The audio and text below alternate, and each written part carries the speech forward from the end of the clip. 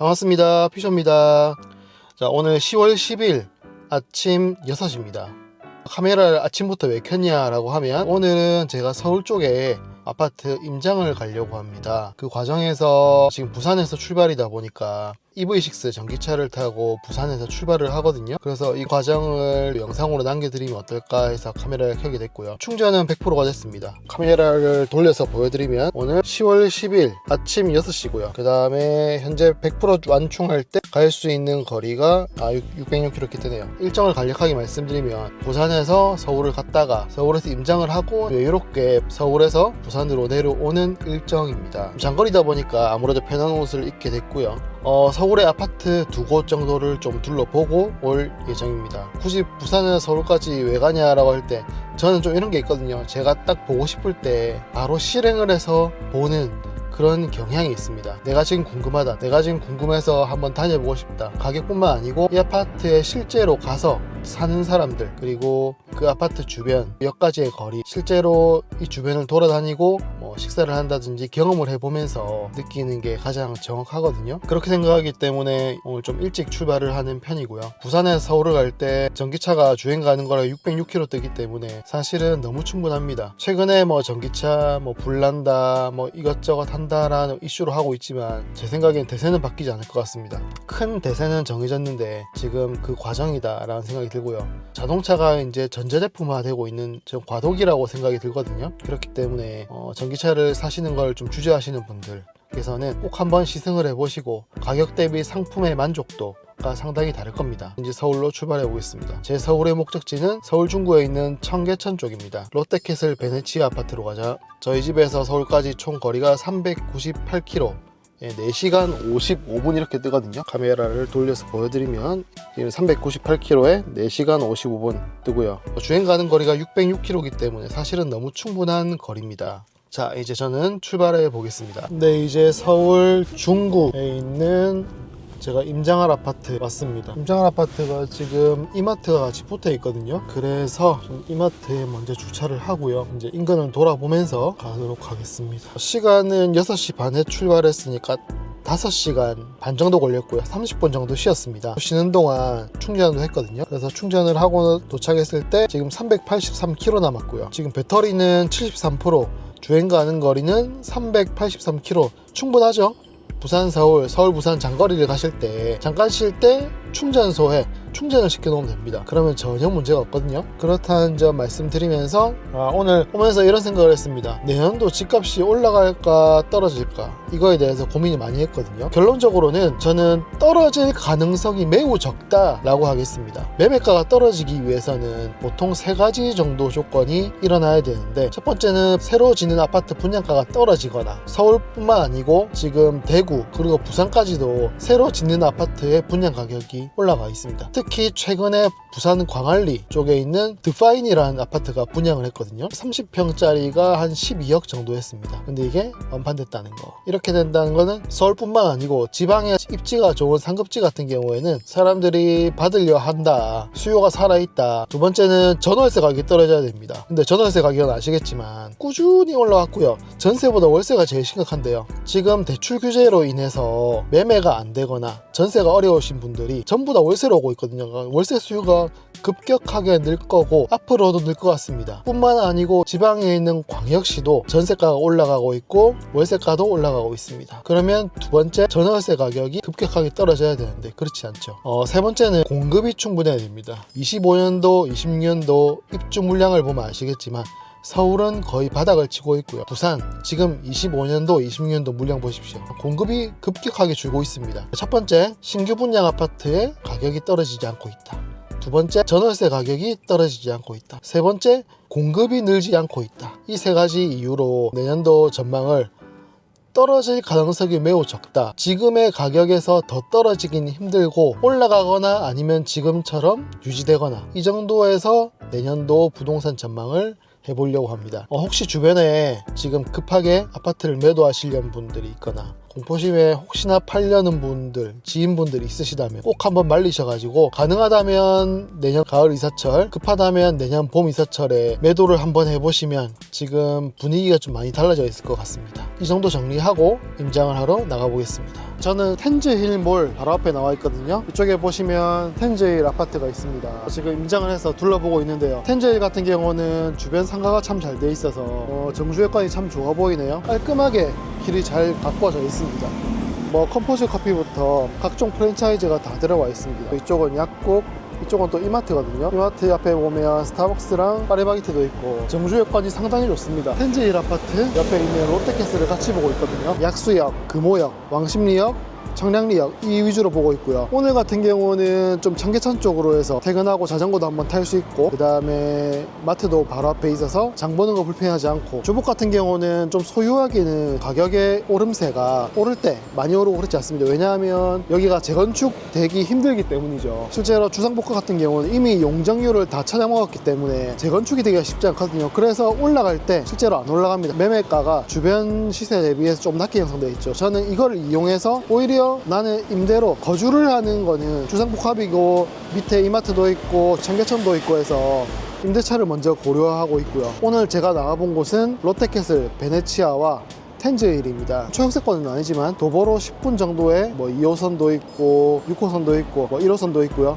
플러스 마트가 지하에 있기 때문에 뭐 어머님이 오신다, 친구들이 온다, 아니면 제가 어디 장을 보러 간다 이럴 때 되게 편리할 것 같아 생각했고요. 취미가 자전거기 때문에 밑에 청계천로에 보면 자전거 전용 도로가 있습니다. 그래서 이 부분도 고려했고요. 출퇴근도 강남, 뭐 종로, 여의도 이쪽까지 그리 멀지 않습니다. 40분 내로 다 커팅이 되거든요. 이러한 점까지 고려해서 임장을 오게 되었고요. 여기 보이는 현재 텐즈힐, 그리고 왼쪽에 제가 서 있는 롯데캐슬 베네치아까지 쭉 보면서 한번 다녀보겠습니다.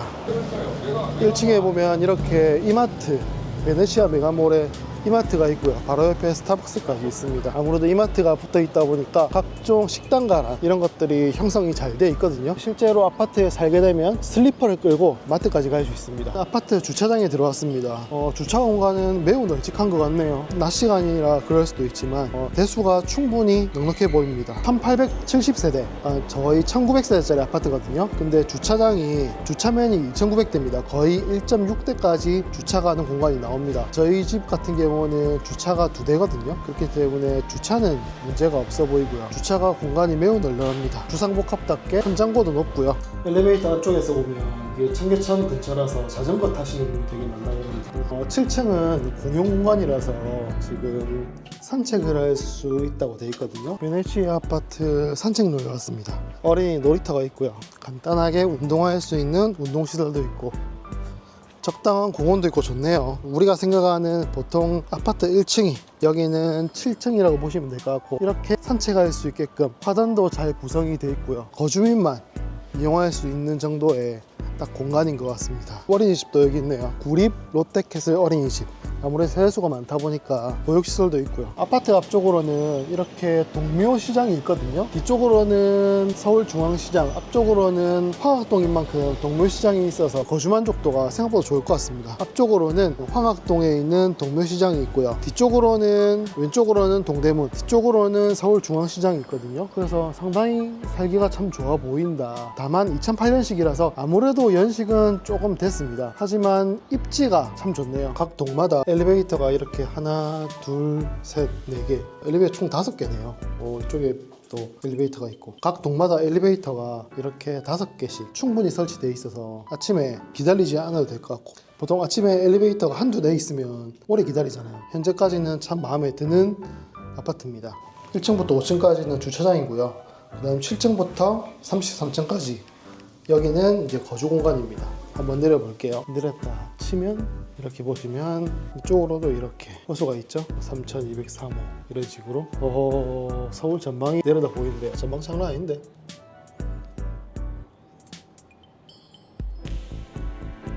이쪽 방면으로도 한번 가볼게요. 이쪽으로도 보이네요. 전망 좋네. 서울 시내가 한눈에 내려다 보입니다. 양쪽으로도 이제 호수가 있고요. 제가 일부러 고층으로 와서 그런지 상당히 전망이 좋네요. 그리고 여기가 104동? 105동? 거기가 로열동이라고 하는데 그 이유를 알 것 같습니다. 이마트에서 나와서 바로 앞에 딱 이어져 있더라고요. 그래서 좀 왔다 갔다 하기 편하다 그런 느낌이 확실히 있습니다. 인터넷으로 와보는 것보다 확실히 오길 잘했다라는 생각이 드는 게, 와보니 입지, 전망, 어떤 동이 좋은지, 그리고 어떤 동이 살기 좋은지, 층, 향 이런 것들이 점점 눈에 들어오거든요. 이 주변도 한번 돌아보면서 동묘시장, 그리고 서울중앙시장까지 한번 걸어보면서 이 동네를 한번 느껴보고 가겠습니다. 오길 잘했다고 생각이 드는 게 실제로 와보지 않으면 이런 걸 알 수가 없습니다. 그런데 안에 실제로 들어오면 이렇게 느낌이 다릅니다. 지하에 베네치아 스포빌이라고 해서 어린이 전문 수영 교실이 있네요. 성인 수영 플러스 어린이 수영 교실이 있다는 게 참 장점인 것 같습니다. 이쪽에 이제 아파트거든요. 아파트에 나와서 딱 두면 서울중앙시장, 오른쪽으로 딱 돌면 동묘시장이 있습니다. 한번 걸어가 보죠. 이쪽에 청계천이 있고요. 저쪽에 이제 남산도 보이고 밀리오레, 동대문 밀리오레가 보입니다. 청계천 영도교 황학교. 지금 저희가 보는 아파트가 이 아파트거든요. 바로 밑에 이렇게 천이 있습니다. 저기 물고기도 있네요. 이왕 온 김에 천도 한번 살짝 걸어보고 내가 여기 산다는 생각으로 한번 걸어보는 거죠. 물은 그렇게 안 깨끗한데 그래도 확실히 사람이 살기가 좋네요. 이렇게 3, 4, 5 사람들이 모여있고, 저녁이 되면 이쪽에 사람들이 많이 앉아서 음식도 먹고 커피도 한잔하고 이야기도 하면서 도란도란 지낼 수 있을 것 같습니다. 이렇게 청계천을 딱 걸어 나왔는데 우리 집은 어디? 바로 여기. 제가 사는 곳이 바다도 있고 강도 있고 한 곳이라서 저기 뭔가 물이 없으면 뭔가 좀 아쉬운 느낌이 있거든요. 근데 상당히 좋습니다. 그래서 이렇게 개천도 흘러가고,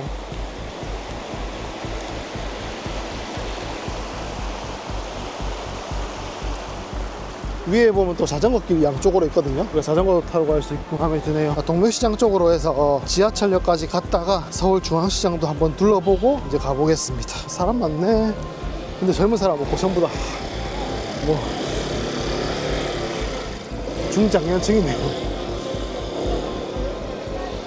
지금 동묘 앞 역으로 가는 길이거든요. 저기 사람이 너무 많아서 이쪽으로 왔습니다. 한쪽으로 지금 계속 시장이 이어지거든요. 집에 나와서 딱 한 10분 정도 거리 되는 것 같네요. 저쪽에 보이는 게 지금 동묘 앞 역입니다. 옛날 국밥 삼계탕 싸고 맛있는, 뭐지? 사람이 저리 많지? 맛집인가? 황학도 특성상 약간 옛날 느낌이 있네요.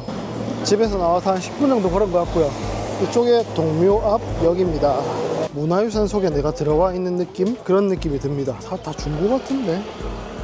뭐 그릇도 있고요. 또 있는데 새 건 아닙니다. 다 중고거든요. 이게 걸어서 5분 거리에 이런 동묘시장이 있다. 아파트 밑에는 이마트, 스타벅스, 직장만 해결되면 충분하지 않은가라는 생각이 들긴 하고요. 수미가 좋아할지 모르겠네. 제 와이프는 좀 깔끔하고 그런 걸 좋아하거든요. 부산에서도 센텀시티에 있었다 보니까 아무래도 시선이 그렇습니다. 청계천, 그리고 베네치아 아파트, 그리고 바로 옆에 텐제일 아파트. 저쪽엔 남산이 보이고 남산 옆에는 가기 전에 밀리오레 동대문이 보입니다. 이제 서울중앙시장으로 가봐야죠. 서울중앙시장 왔고요. 앞으로 가면 이제 아마 신당역이 나올 것 같은데 날씨가 너무 더워서 지금 10월 중순인데 너무 더워서 바람막이를 벗고 반팔로 바꿨습니다. 안에 어떤 느낌인지만 보고 돌아가도록 하겠습니다. 이쪽으로 쭉 가면 2호선 신당역이 나옵니다. 이쪽은 지선도 아니기 때문에 되게 괜찮거든요. 위에 지붕이 있어서 되게 깔끔하네요. 동묘시장이 의류, 잡화 이런 것들을 파는 곳이었다면 여기는 전부 다 식품입니다. 뭐 무도 있고 파도 있고 계속 있네. 저 끝이 보인다. 이쪽으로 쭉 끝까지 가면 이제 신당역이 나오거든요. 근데 오늘은 뭐 신당역까지는 가지 못하고 신당역까지는 한 10분에서 15분 사이 정도가 걸릴 것 같습니다. 이게 10월 중순이 날씨가 이렇다. 주변에 전통시장이 이렇게 많다라고 하는 게 되게 행복한 겁니다. 젊은 세대들은 경험해보지 못했기 때문에 지저분하다, 아니면 정돈이 덜 됐다, 상품화가 아직 안 된 것처럼 보일 수도 있지만 실제로 마트보다는 가격이 훨씬 저렴하고요. 품질도 비슷합니다. 아파트 내부, 그리고 아파트의 공원, 주차장, 인근에 있는 지하철역, 시장까지 이제 임장을 했습니다. 생각보다 좋았고요. 앞에 청계천도 있어서 여유가 있을 때 좀 걷기에도 운동하기에도 좋을 것 같고, 저희 해피를 산책시키기에도 충분한 공간이 있는 것 같습니다. 또 한 가지의 장점은 2호선이랑 6호선 그리고 1호선까지 한 10분 15분 거리에 여기 다 있다라는 점이 있고요. 그리고 예상외로 마음에 들었던 점은 엘리베이터가 총 5대라서 아침에 출퇴근할 때 오래 기다리지 않아도 되고, 그리고 주차장이 여기가 2008년식의 1800세대 900세대짜리 거의 1900세대짜리 아파트거든요. 근데 주차가 2900대 정도 됩니다. 그러니까 주차가 위로 오면 알겠지만 제 뒤편으로는 1층, 2층은 상가고요. 3층부터 5층까지 3, 4, 5층이 다 주차장이거든요. 근데 3, 4, 5층이 다 널널합니다. 주변에 볼거리도 많고 걸어서 갈 수 있는 시장 그리고 마트 이런 것들이 잘 구성이 되어 있다 보니 조금 만족도가 높을 것 같은 그런 아파트라는 생각이 들었고요. 아무래도 그게 다 가격에 반영이 되어 있겠죠. 그 부분까지 생각을 해서 오늘 이제 임장을 마치고 가보도록 하겠습니다. 저는 이제 다음 임장지로 넘어가 볼 예정이고요. 오늘 서울 중구에 있는 베네치아 아파트 그리고 옆에 있는 텐제일까지 포함해서 임장을 했고요. 더 재밌고 유익한 내용으로 찾아뵙겠습니다. 구독과 좋아요는 큰 힘이 됩니다. 감사합니다.